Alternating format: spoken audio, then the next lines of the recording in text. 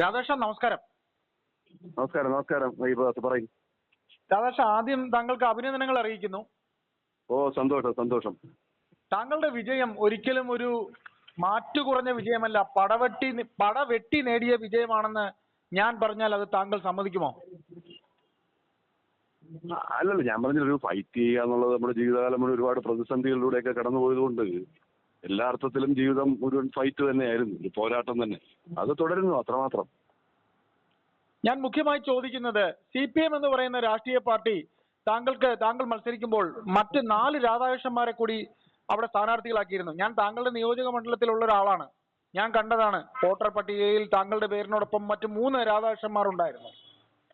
അപ്പോ എനിക്ക് ചോദിക്കാനുള്ളത്, ഇപ്പോൾ വി ശിവൻകുട്ടിയും M വിജയകുമാറും അവർ രണ്ടുപേരെയും താങ്കൾ കണ്ടു. എന്താണ് അവരെ കണ്ടതിലുള്ള ആ ഒരു ഉദ്ദേശം? താങ്കളൊരു പഴയ CPM കാരനാണ്, എനിക്ക് വ്യക്തിപരമായി താങ്കളെ അറിയാവുന്നതാണ്. എന്താണ് ഇവർ 2 മുതിർന്ന നേതാക്കളെ കണ്ടതിന് പിന്നിലെ കാരണം? അല്ല, ഈ അപരന്മാരെ നിർത്തിയത് അവിടുത്തെ 3 മുന്നണികളും ചേർന്നാണ്, ഏതെങ്കിലും ഒരു പാർട്ടിയൊന്നും അല്ല. അങ്ങനെ നിർത്തിയതാണ്. അപ്പൊ അത് എന്നെ വീഴ്ത്തുക എന്നുള്ള ഉദ്ദേശമാണ്. അത് മാത്രമല്ല, അവർ പരസ്പരം അപരന്മാരെ നിർത്തിയതില്ലല്ലോ. മറ്റു വാർഡുകളുടെ സ്ഥിതി എന്ന് പറഞ്ഞാൽ മുന്നണികൾ, പാർട്ടി സ്ഥാനാർത്ഥികൾ പരസ്പരം അപരന്മാരെ നിർത്തുന്നു. ഇവിടെ അത് വിട്ടിട്ട് അവർ 3 പേരും പരസ്പരം നിർത്തിയില്ല. അപ്പം പിന്നെ 3 പേര് ചേർന്ന് താങ്കൾ പറഞ്ഞ പോലെ 3 രാധാകൃഷ്ണൻ അല്ല 4 രാധാകൃഷ്ണൻ, ഞാനടക്കം 5 ആയി. അത് നിർത്തി. അപ്പോ അത് ഞാൻ M വിജയകുമാർ എന്ന് പറയുന്ന ആളിനെ കാണുന്നത് എന്റെ അയൽവാസിയാണ്. വളരെ ചെറുപ്പം മുതൽ എനിക്ക് ഏറ്റവും അടുപ്പമുള്ള ഒരാളാണ്. അതിൽ രാഷ്ട്രീയമൊന്നുമില്ല ശ്രീ M വിജയകുമാറിനെ കാണുന്ന കാര്യത്തിൽ.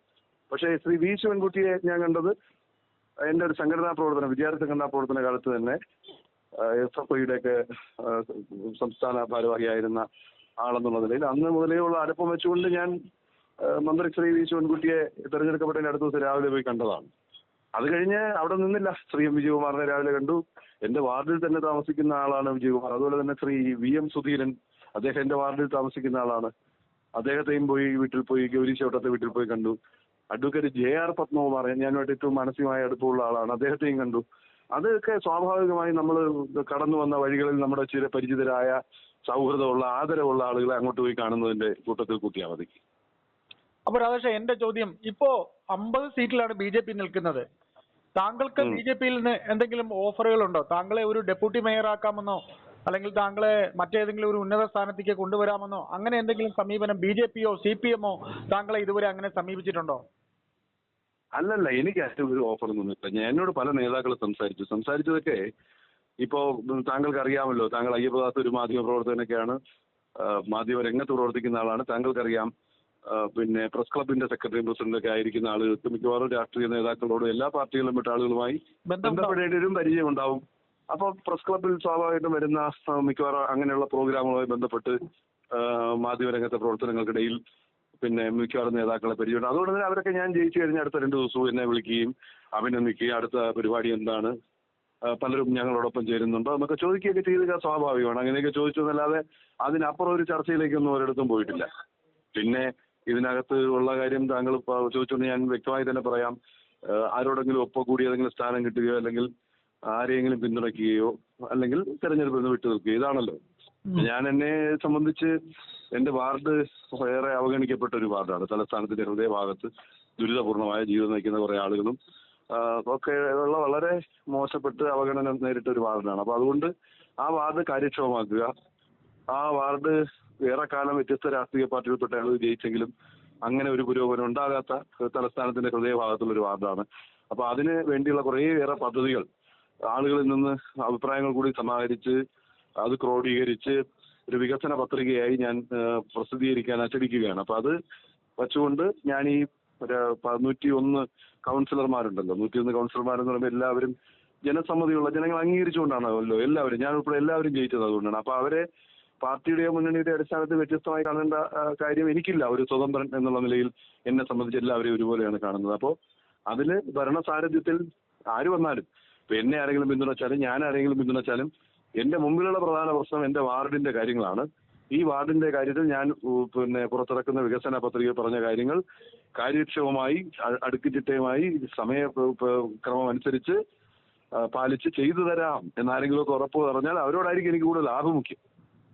ശരി, ഏതായാലും രാധാകൃഷ്ണൻ, എനിക്ക് ഒരു ചോദ്യം കൂടി ചോദിക്കാനുണ്ട്. താങ്കൾ നീണ്ടകാലം താങ്കൾ എന്റെ ഒരു വർഷം സീനിയറായി നമ്മൾ ഒരുമിച്ചൊരു വിദ്യാലയത്തിൽ പഠിച്ചവർ കൂടിയാണ്.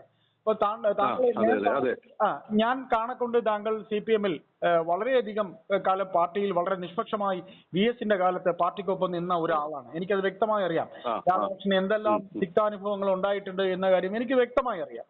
അപ്പോൾ എനിക്ക് ചോദിക്കാനുള്ളത്, താങ്കൾ ഒരു വേള ഭരണാധികാരിക്ക് മുന്നിൽ ഒരു പത്രിക, താങ്കളുടെ നാമനിർദ്ദേശ പത്രിക സമർപ്പിക്കാൻ പോകുമ്പോൾ അവിടെ തിരുവനന്തപുരം തലസ്ഥാനത്തെ ഒരു മുതിർന്ന നേതാവ് താങ്കളോട് കാട്ടിയ ആ ചേഷ്ടകളിൽ ഒരു CPM നേതാവും താങ്കളെ വിളിക്കുകയോ അല്ലെങ്കിൽ താങ്കൾക്ക് ഒരു ആശ്വാസ വാക്ക് പറയുകയോ ചെയ്ത എന്റെ അറിവിലില്ല. അന്നത്തെ ആ ഇൻസിഡന്റിൽ താങ്കൾക്കേറ്റ മുറിവിൽ താങ്കൾക്കൊപ്പം ഏതെങ്കിലും CPM-കാരനുണ്ടായിരുന്നു?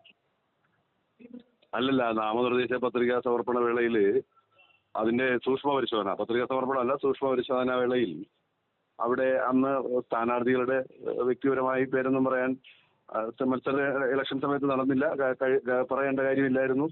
ഇലക്ഷൻ കമ്മീഷനും ആരെയും വ്യക്തിപരമായി പറയാതെ ഞാനത് പാലിച്ചു. ആളുടെ പേര്, എന്നെ തല്ലിയ ആളുടെ പേരൊന്നും ഞാൻ പറഞ്ഞില്ല. ഇപ്പോഴും ഞാനത് പറയാൻ ആഗ്രഹിക്കുന്നത്, എന്റെ സമീപ വാർഡിലെ ഒരു വലിയ മഹാനായ നേതാവ് എന്നെ എന്റെ കൂട്ടുകാരെ, സുഹൃത്തുക്കളെയും പത്രപ്രവർത്തകനായിട്ടുള്ള ഒരാളിനെയൊക്കെ മർദ്ദിക്കുകയായിരുന്നു. പത്രപ്രവർത്തകരായ ഒരാളിനെയും തല്ലി, അതൊക്കെ വളരെ ഒന്നിനും പെടാത്ത വാർത്ത ചെയ്തു എന്നുള്ള പേരിലാണ്. വാർത്ത ചെയ്തു എന്നുള്ള പേരിലൊക്കെ തല്ലണമെങ്കിൽ ആരെയെല്ലാം തല്ലണം. അതിനുള്ള ധൈര്യം ഒന്നുമുള്ള ആളൊന്നും അല്ല ഈ ഇത്തരം ആളുകൾ. ഇവരെല്ലാം 10-200 ആളുകളുടെ കൂട്ടത്തിൽ നിന്നുകൊണ്ട് തിണ്ണമെടുക്ക് കാണിക്കുന്ന പോലെ അടിക്കുന്ന പരിപാടിയാണ്. അപ്പൊ അത് കുറെ കാലമായി ഇതൊക്കെ നടത്തിക്കൊണ്ടു പോവുകയാണ്. ആളുകളെ ഭീഷണിപ്പെടുത്തിയും വരട്ടിയും ഒക്കെ തെരഞ്ഞെടുപ്പ് ജയിക്കാം, കള്ളവോട്ട് വെച്ചിട്ട് ജയിക്കാം. പിന്നെ 400 കള്ളവോട്ട് ചെയ്തിട്ട് 2 വോട്ടിന് ജയിക്കുന്നു. അപ്പൊ ഞാനേ അങ്ങനെയൊന്നുമല്ല, പിന്നെ സ്വതന്ത്രനായിട്ടൊക്കെ നിന്ന് ഇവർക്കൊക്കെ എത്ര പേർക്ക് അങ്ങനെ കഴിയും? ഒരു പാർട്ടിയിലും പെടാതെ ആരുടെയും പിന്തുണയില്ലാതെ ജയിക്കാം. അത് ഞാൻ പറഞ്ഞു വന്നത് താങ്കൾ പറഞ്ഞതുപോലെ കടുത്ത VS പക്ഷക്കാരനായിരുന്നു. ഒരു സംശയം അക്കാര്യത്തിൽ വേണ്ട, അസന്നിഗ്ധമായി തന്നെ പറയാം. കടുത്ത VS പക്ഷക്കാരനായി തന്നെ പ്രവർത്തിക്കുകയായിരുന്നു. ഒരു സംശയം വേണ്ട. മനസ്സുകൊണ്ട് താങ്കളുടെ ഒരു ആഭിമുഖ്യം ഉണ്ടായിരുന്നു ആ സമയത്തൊക്കെ. ആ നിലപാട് തന്നെയാണ് ആ ജനകീയ അംഗീകാരത്തോടെ, അല്ലെങ്കിൽ ജനങ്ങളുടെ പ്രിയപ്പെട്ടവനായി VS പ്രവർത്തിച്ചതുപോലെ തന്നെ ആളുകളുടെ പ്രിയപ്പെട്ടവനാവണമെന്ന് തന്നെയാണ്. അത്രയൊന്നും ഒരിക്കലും ആർക്കും കഴിയില്ലെങ്കിൽ പോലും അതിന്റെ ഒരു 10% നമുക്കൊക്കെ കഴിഞ്ഞാൽ തന്നെ മഹാഭാഗ്യമാണ്. അപ്പൊ അതുകൊണ്ട് അതെ, വിളിച്ച ആളുകളൊക്കെ പല നേതാക്കന്മാരും എന്നോട് പരിചയമുള്ള പല ആളുകൾ, പല പാർട്ടിയിൽപ്പെട്ടവർ, CPM നേതാക്കളടക്കം വിളിച്ചവരെല്ലാം പരമപുച്ഛത്തോടെയാണ് സംസാരിച്ചത്. കാരണം ഈ തിണ്ണമെടുക്ക് പോലെ ആളില്ലെങ്കിൽ പിടലിക്ക് 4 അടി, അതിനോടൊന്നും ഞങ്ങൾക്ക് ആർക്കും യോജിപ്പില്ല എന്ന് തന്നെയാണ് പറഞ്ഞത്. പിന്നെ ഞാനതെല്ലാം മൈക്കിലൂടെ പറഞ്ഞ് കൊട്ടിഘോഷിച്ച് നടന്നില്ലെന്നേ ഉള്ളൂ. തീർച്ചയായിട്ടും. അപ്പോ എനിക്ക് അവസാനമായി ഒന്നുകൂടെ പറഞ്ഞുകൊണ്ട് നമുക്ക് സംസാരം അവസാനിപ്പിക്കാം. ഏതായാലും താങ്കൾക്ക്, എനിക്കറിയാം, താങ്കളെ അടുത്ത് അറിഞ്ഞ് മനസ്സിലാക്കിയെടുത്തോളം താങ്കൾക്ക് താങ്കളുടേതായ വ്യക്തമായ ധാരണയും ചിന്താഗതിയും ഉണ്ട്. അപ്പോ മണ്ഡലത്തിന് വേണ്ടി പ്രവർത്തിക്കും എന്ന് പറയുമ്പോൾ ഒരു പക്ഷത്തേക്കും താങ്കൾ ചായില്ല എന്ന് കരുതിക്കൊണ്ട് താങ്കൾ സ്റ്റേണായി നിൽക്കും. അങ്ങനെ സ്റ്റേണായി നിൽക്കുന്ന രാധാകൃഷ്ണന് എല്ലാവിധ ആശംസകളും ഒരിക്കൽ കൂടി അറിയിച്ചുകൊണ്ട് സന്തോഷം. നന്ദി അയ്യപ്പദാസേ. Thank you.